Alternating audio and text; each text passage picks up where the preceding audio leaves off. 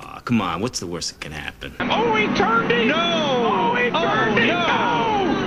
No, no!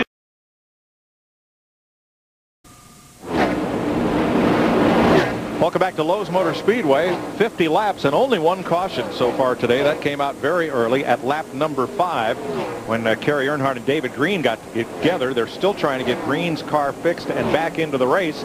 He came in today as the point leader.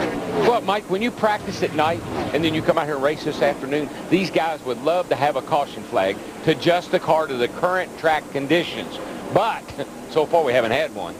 One of those who would like a caution to adjust is Kevin Grubb. You just saw him take a big slide going into the corner. And right in front of leader Michael Waltrip, here goes Johnny Sauter. And I think what happened right there, Chase Montgomery in the 27 car had just been to pit road, and he was coming up on the racetrack and got in the side of Johnny Sauter and got him out of shape, and right there with Michael Waltrip, our leader, the 99. I think Michael's just coming so fast he was trying to figure out which way to go. But see, Mike, this is where I think the Cup guys have such a huge advantage. They were just on the racetrack a little while ago. They know what to do to their cars to start this thing. These cats really need a caution, the Busch guys do, to adjust to these conditions.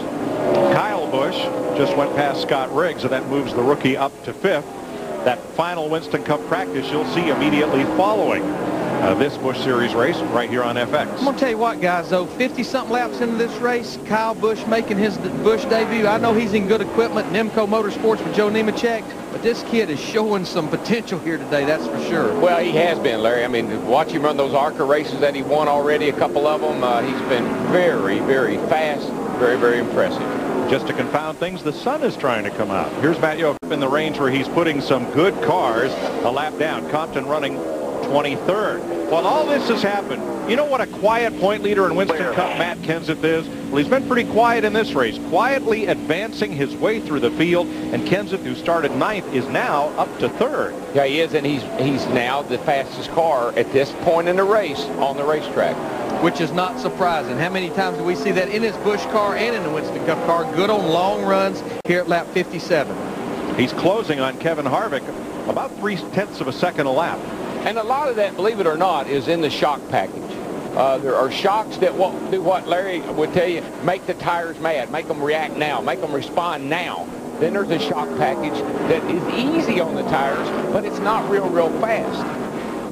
Yeah, there's shocks, air pressure, all those things that they'll either let you run fast for a short time or fast for a long time. Let's check with Dick Berggren in Kenseth's pit.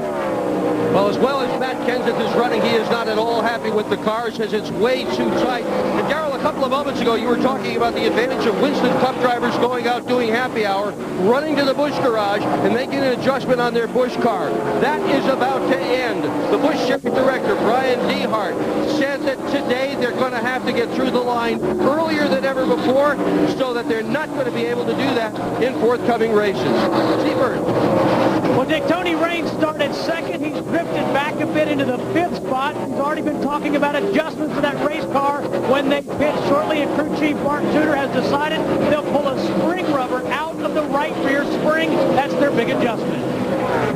Of course, that may mean he must be just a little bit loose. They're going to soften that right rear spring. We're starting to see some of our cars come to pit road for scheduled green flag stops. The first one to hit pit road is the 32 car of Jeff Green. You see Stanton Barrett, who's won a lap down in the 60 car as well. These are scheduled stops, 4 tires full of fuel.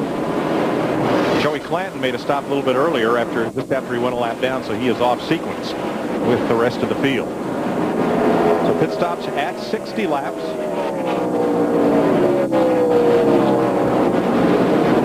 Barrett out and away, and Michael Waltrip continuing to just mow down this field as Mike Wallace hits pit road. Wallace was running in the 26th position. He had already went a lap down on the racetrack, and this is a good time if you do go a lap down. There's no sense in just losing more ground out there. Come on to pit road and fix that thing.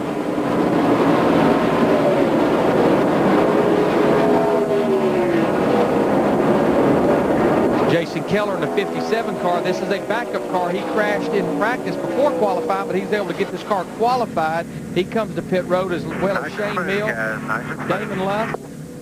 All of these scheduled stops. Boy, that's actually Matt Kenseth. He just had a very close call with Jeff Fultz in the 86 car as he went to turn into his pit. I'd call that a moment.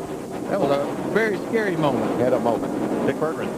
It was a moment in which Matt Kenseth's spotter absolutely saved him because he told him about that car. Kenseth was able to make an amazing move out of his pits. No problem. Gone with 4 new tires.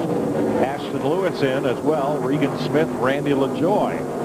All of these scheduled pit stops and coming just a little earlier than we might have. Now is when you're out there and you're holding your breath. You've been in the pits. You've lost a lap. Man, you're just praying no caution. Let this thing cycle through. And you don't want any mistakes under these green flag stops. Pit road speed 45 miles per hour. You don't want a mistake. Casey Kane comes on to pit road, and he'll give up 12th place to do so. And the 19 is in as well. Casey Mears, who was running 17.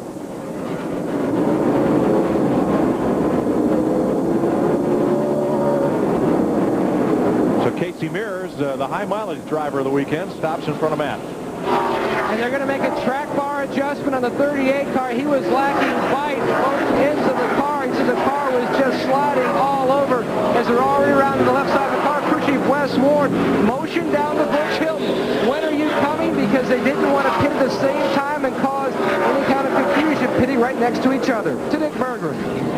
Kyle Busch making his first ever Busch Series pit stop. Boom, nice job on the pits. This is Joe Nemechek's regular crew, and they just cracked off a good one. Leader is in, Michael Waltrip, along with Todd Bodine. Boy, he had a close call with Scott Riggs in the 10 car. This is where those spotters have to really be on top of their game, along with the crew chief, Steve Burns. Larry Mack, 4 tires for Michael Waltrip. Tommy Smith and Larry Robinette, the tire carriers. The Jack Man is Rodney Fetters. Small air pressure adjustment for Michael Waltrip. Left rear tire going on, and his service is complete. Mack. And Paulson and Kevin Harvick in. They've already made a track bar adjustment. We told you earlier that the car was just way too free. As the 99 of Michael Waltrip goes by, service complete on Harvick. Harvick, Blaney, Wimmer, Riggs, Raines have all been on pit road. Here comes Greg Biffle, who had assumed the lead. Hank Parker Jr. Here comes Jamie McMurray in the 1 car. Mike McLaughlin in the 34 car. Here comes Ron Hornaday in the 2. This is lap 66. All these cars, it could be borderline. They could make this race possibly on one more pit stop, should we stay green. Stacy Compton in as well as you watch the James Finch crew go to work on McMurray. And the number 9 getting service, Greg Biffle's car. Boy, you Hank see Parker Jr. Everybody's screwing on those jack bolts, either wedge or track bar. Everybody's making adjustments. This was definitely a welcome pit stop for a lot of these teams. Well, now that the leader's been in, Darrell, you don't want to stay out. No. You've got to come down because looks like about 2 seconds difference in tires, in lap times as far as tires go, new versus old. Wow. I'm going to tell you what, Scott Riggs, his trip to pit road was pretty eventful on this green flag stop just a few laps ago. First thing is they dropped the jack. He almost ran over the guy trying to clean the grill, and as he's pulling out there, you see leader Michael Waltrip in the 99. That's about as close as you can get without hitting each other. And this is things that will lose you a race, problems on pit road. Yeah, Michael didn't have an exceptionally fast pit stop, I don't believe. It looked a little slow on the left side particularly. Here's your leader, Bobby Hamilton Jr., with this consortium of crew chiefs. Fred Wanke out. Newt Moore in for this week, and Harold Hawley going to join that team a week from now. Yeah, and this was one of the groups that told me they were getting the best fuel mileage, so they come to pit road here at lap 67. I'm pretty sure they could make it. Yeah, Newt Moore is actually Bobby Hamilton Sr.'s crew chief in the truck series. And the gentleman that Scott Riggs hit on pit road or barely glanced, he was fine. He got up and walked away. So Matt Kenseth is out in front here in Charlotte. First round of pit stops all but complete. We'll be back to Lowe's Motor Speedway and the Carquest 300 on FX. A breakthrough offer from Midas. Right now, get lifetime brake pads or shoes for just $39.95.